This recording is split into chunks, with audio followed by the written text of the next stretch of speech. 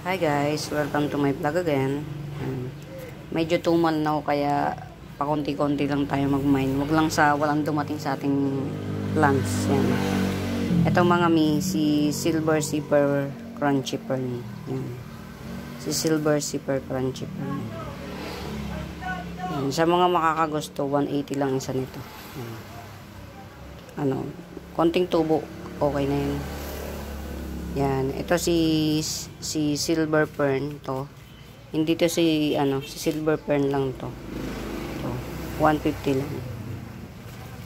Yan lang yung mga available natin. Yan, bali tatlo to. Tatlo tong Silver Zipper Crunchy Fern na tigwa 180. Yan, tatlo. Bali tatlong piraso lang. So, yan, abang kayo guys. Maganda ang matured nito.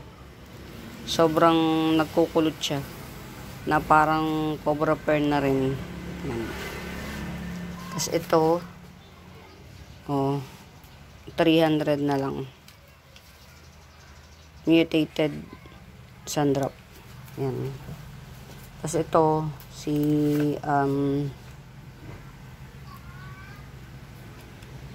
twisted sunset. Yan, 150. Ito big size. Yan, twisted sunset. Malalaki yung mga dilaw niya. Pinili ko talaga yung malalaki yung dilaw. Yan. Yung mga dilaw niya, yung sobrang mas marami yung dilaw. Yan si twisted sunset. 150 each. Yan. Tapos ito, si green melaloni. Yan. Ito. Yan. 150. Si green mela. Yan yung mga abangan natin. Ito, hindi na to kailangan kaya pinresyonan ko na yan agad kasi matik yan, mga buhay na yan. Yan.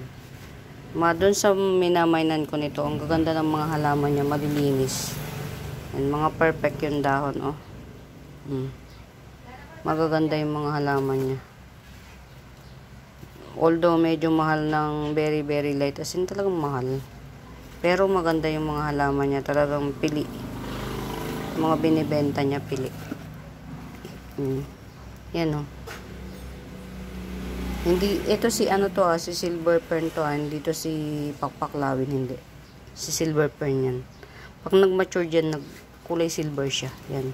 Ito, hindi lang kita rito kasi yung ilaw natin, alam niyo na. Yan, tapos ito, nalungkot kasi ako kasi parang matitegi yung nabili kong isa, mahal pa. Kaya bumili ko ng isa pa ulit. Yan. So, 300 lang to. Palagi ko naman well rooted siya. Yan 300. Hindi ko pa siya maitanim ngayon kasi nga napakainit. Yan. Yan lang yung aabangan natin na yan. Hindi na kailangang pa-try-in. Basta pag tinanim mo to, buhay na tong mga to. Yan. Yan lang mga mi. Bye.